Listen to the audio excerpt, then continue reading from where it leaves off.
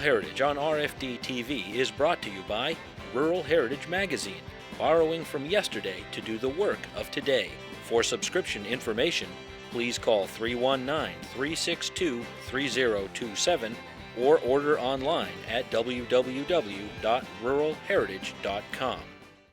Oh, we'll range the wildwoods over and a lumberin' we'll go. A lumberin' we'll go. Oh, we'll range the wildwoods over while a lumberin' we'll go. All right. My name is Wendell Knutson. I live here in northern Minnesota in a little town called Poposky. Every year for the last 29 years we've been putting on a logging demonstration here to honor all the old-time lumberjacks. I believe this is the 29th anniversary of it, and it's a place where people come and show off a lot of their wares. We have some cross-saw loading that will be talked about later on. We have some jammer loading that we'll be filming later on. The Logging Hall of Fame is where we honor the lumberjacks and do the brushing down and give them inducted into the Hall of Fame. And we just do have a lot of fun. The owner of this property originally, Mr. Leonard Dickinson, had this dream to honor the old-time lumberjacks. And for years he kept it under his hat trying to get something going. Finally, him and a fellow out of Grand Rapids by the name of Ben Rajala and another fellow came on board by the name of Harry Shusman. And they developed this organization and built this Log Hall of Fame, and they have just grown tremendously since they got involved with it. Unfortunately, Leonard, Ben, and Harry are both left, as well as Earl Dickinson, which was Leonard's son, which was really involved with a lot of it. And we just trying to keep it going for them and that. And it's really interesting. We've got blacksmith people working, we got pancake breakfast and sausage and coffee up in the blacksmith shop, and we'll have a wood carver here, and we have a young fella teaching people how to rope, and it's just a lot of things going on. A lot of horses giving sleigh ride. I don't have the actual count now, but last year we had 18 teams. And you'll see, hopefully we can get the big sleigh loaded with the jammer load and we can pull it. We've been very unfortunate this year not to have much snow. In fact, we got 4 inches here a week ago, and that's about the extent of our snow. So therefore, pulling the log sleighs are tough. We're going to put 4 horses on it, and if we have to, we may put 6 on.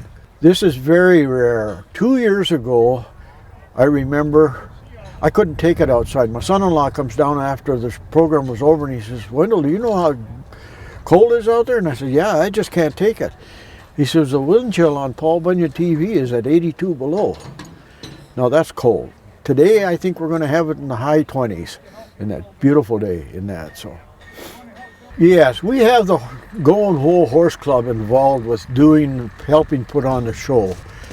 And that's our motto, was to instill the knowledge of horsemanship on younger people which know how to do it, and we'll never know if we don't do that. And that's the same way here today.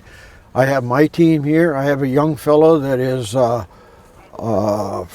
the grandson of the original founder, Mr. Shusman, Brett Shusman. He's going to be my teamster today, and he's going to be shuttling people back and forth to different places.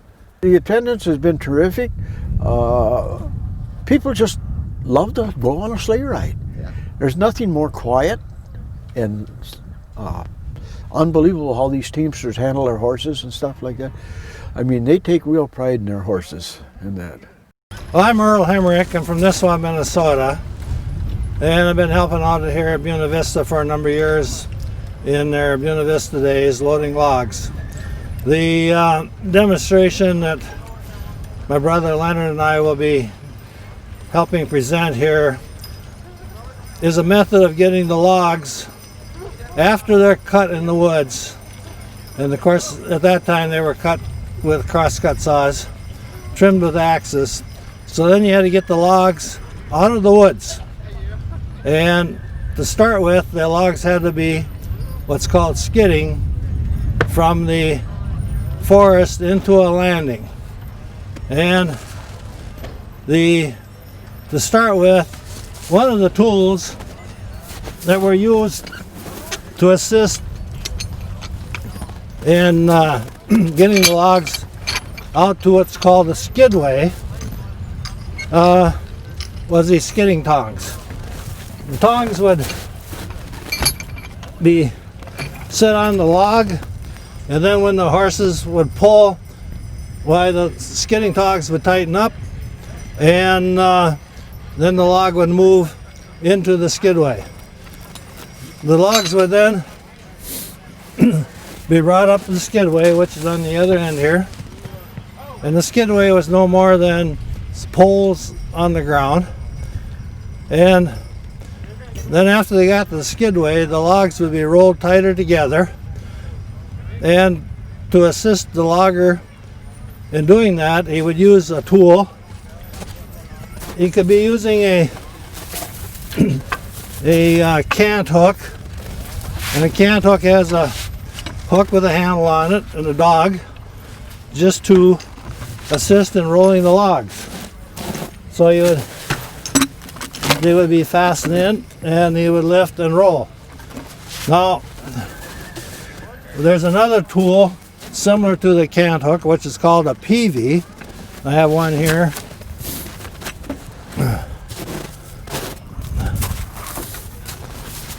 The peavey is set up same as the cant hook, but it also has a spike instead of a dog on the end. And the reason for the spike, this tool was developed about 1880 by a fellow by the name of Joe Peavey out in Massachusetts.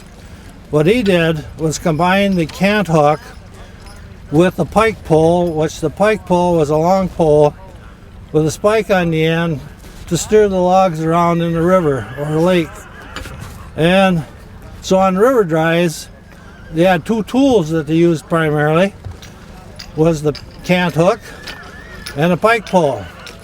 Well, Joe Peavey, he added the spike on the end of the cant hook handle, so now he had a combination tool and only needed one tool to do this rather than two.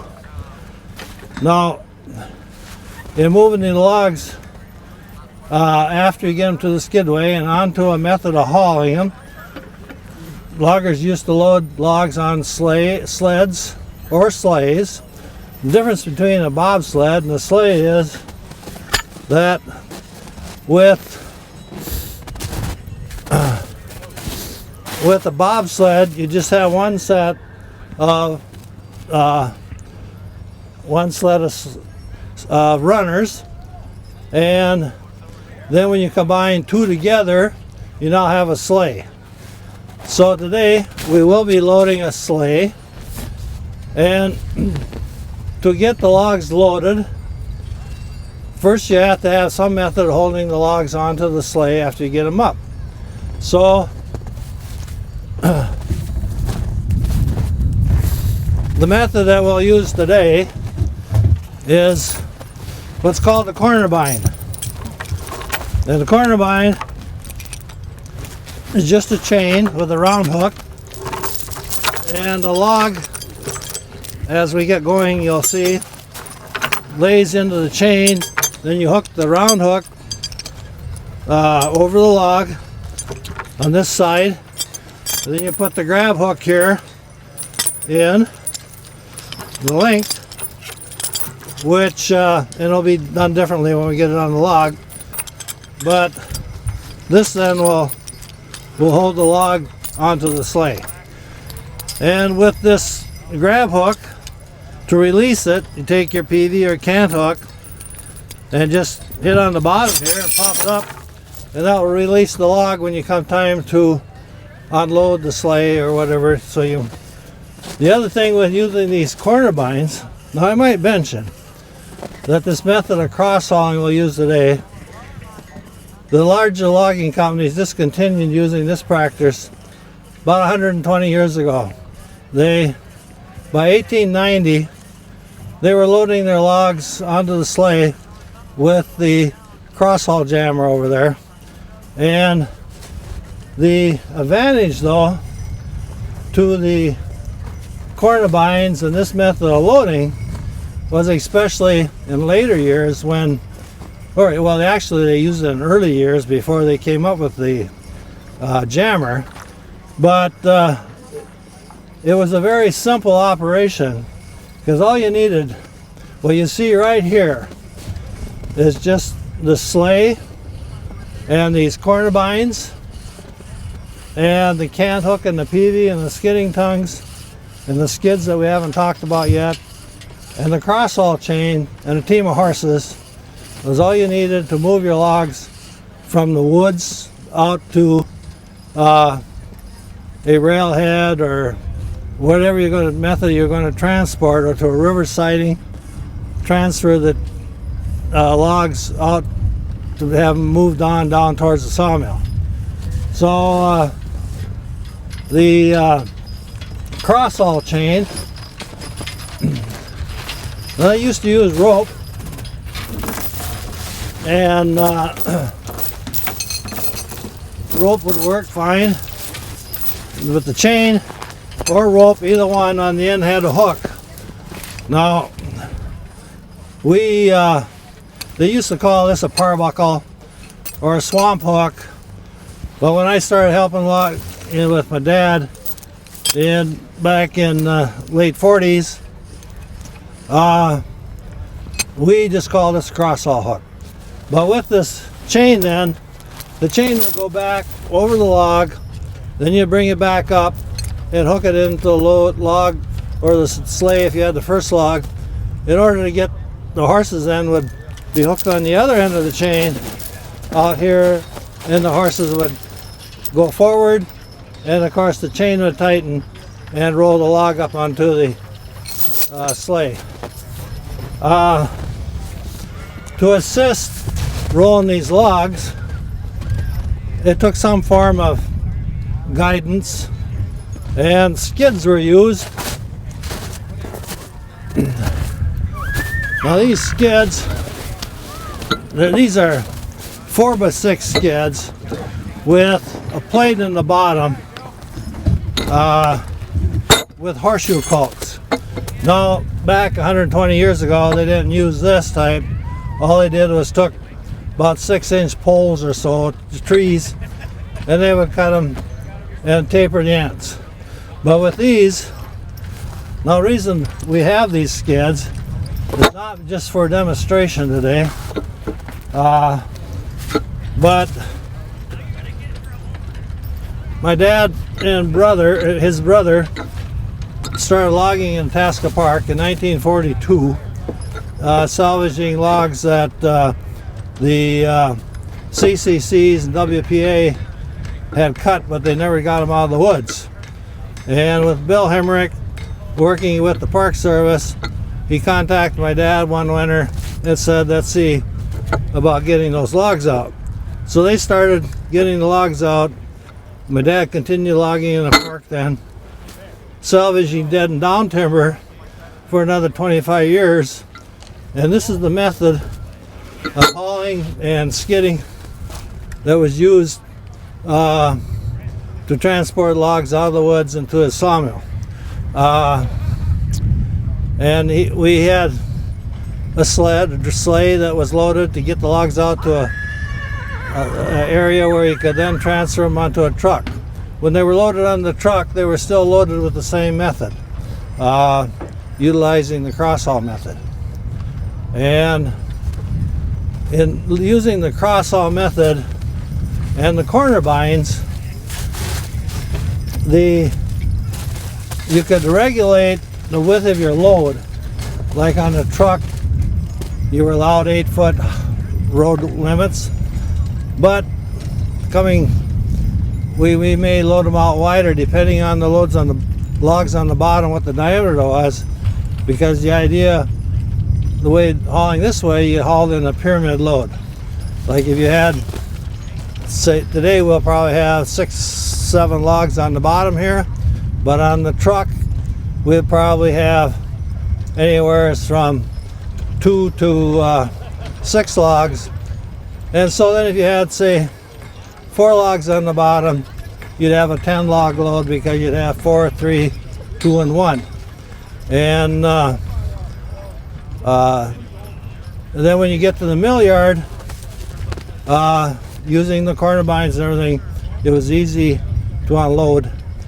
And the alternative, we've been using stakes. And that's what the bigger logging companies years ago did. They went to a lot of using stakes on their trains because they were loading rail cars also to transport them out of the woods to the mill. And they would use stakes, and that's why with the jammer you could load over the stakes. Sometimes they had drop stakes, sometimes in their landing area they unloaded with a jammer also. But this method here was simple and efficient. My dad used to haul 4 loads of logs a day just by himself and the team from the woods to the mill. Most of you guys know what this is. I know Jerry Colvin back there. He's probably run one a few times. Earl Hemmrich, Leonard. It's called a scale rule. It has so many numbers on it that it'd drive you up a wall trying to figure out what it is. But there was a lot of fights that ensued over this piece of equipment that entered into the woods by the scaler who come out to buy the timber, because it was also known as a cheat stick.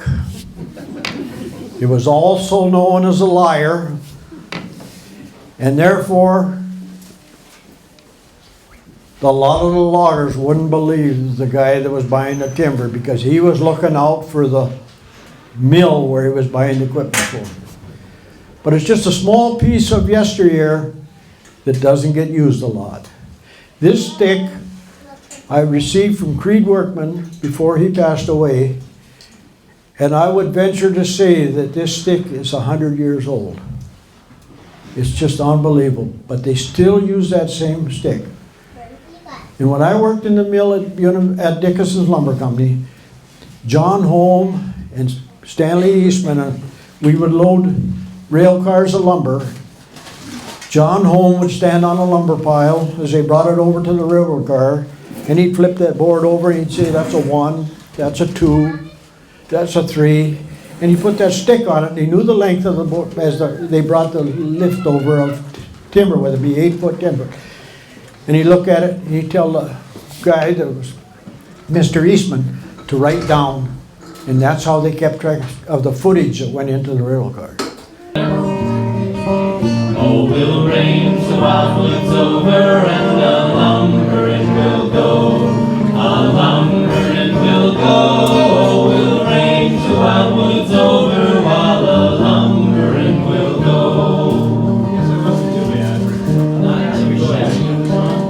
I think so. Come all ye jolly lumbermen that range the wildwoods through, where the river flows and the timber grows, we're bound with the jolly crew. For the music of the mills is stopped by the vine and frost and snow. Oh, we'll range the wildwoods over while a-lumbering we'll go. A-lumbering we'll go. Oh, we'll range the wildwoods over while a-lumbering we'll go. When the white frost gilds the valleys, the cold congeals the flood, when many men have naught to do to earn their family's bread, when the swollen streams are frozen and the hills are clad with snow, you may host with your gay parties, your pleasures and your plays, and pity us for lumbermen while dashing in your sleighs. For you want no better pastime than to chase the buck and doe. Oh, we'll range the wildwoods over while a-lumbering we'll go. A-lumbering we'll go. Oh, we'll range the wildwoods over while a-lumbering we'll go. But what we wanted to know is, I had that load of logs scaled by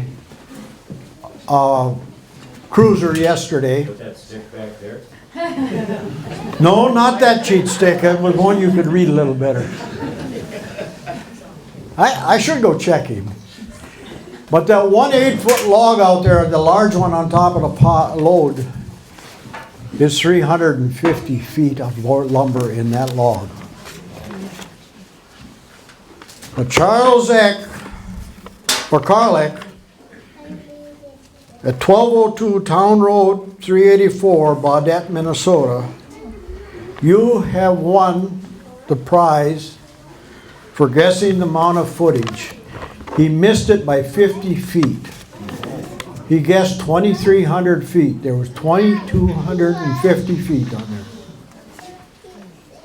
That's a pile of logs in that.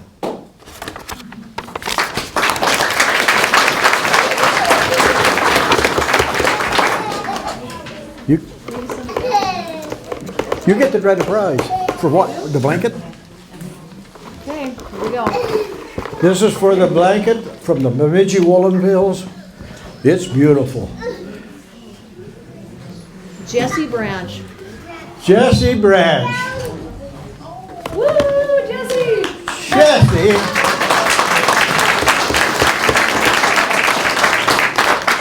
Let's do the award for him right now. Jesse, while you're here, I'd like to have you recognize Jesse Branch here. He's the one that done the roping demonstrations. His father passed away here about 2 months ago.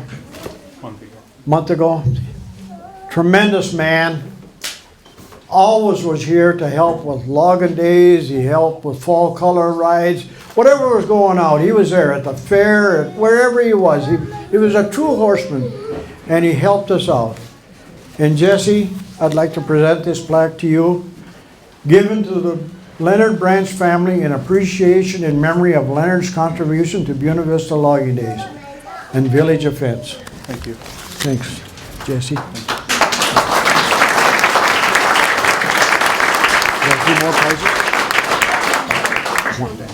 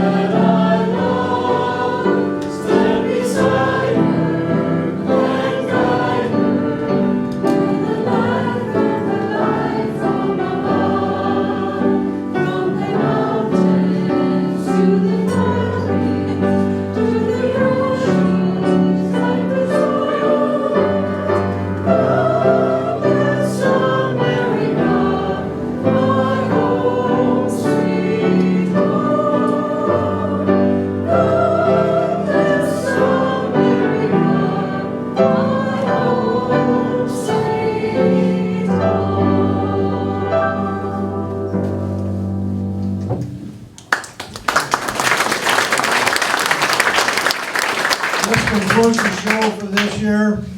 However, there's still people giving rides out there, jump on a sleigh.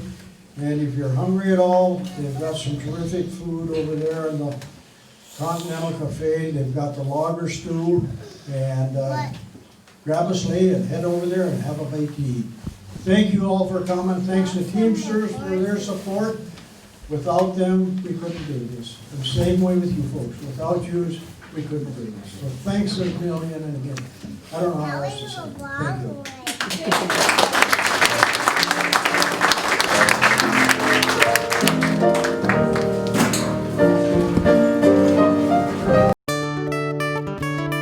This program is available for purchase. To order your copy, please call 319-362-3027 or visit www.ruralheritage.com. Rural Heritage is a bi-monthly magazine dedicated to draft animal farming and logging, as well as other aspects of our rich rural heritage. It is published by Mishka Press, which also offers a complete line of Back to the Land books, DVDs, and calendars. Call or write for a catalog or subscription information, or visit our website www.ruralheritage.com to shop online.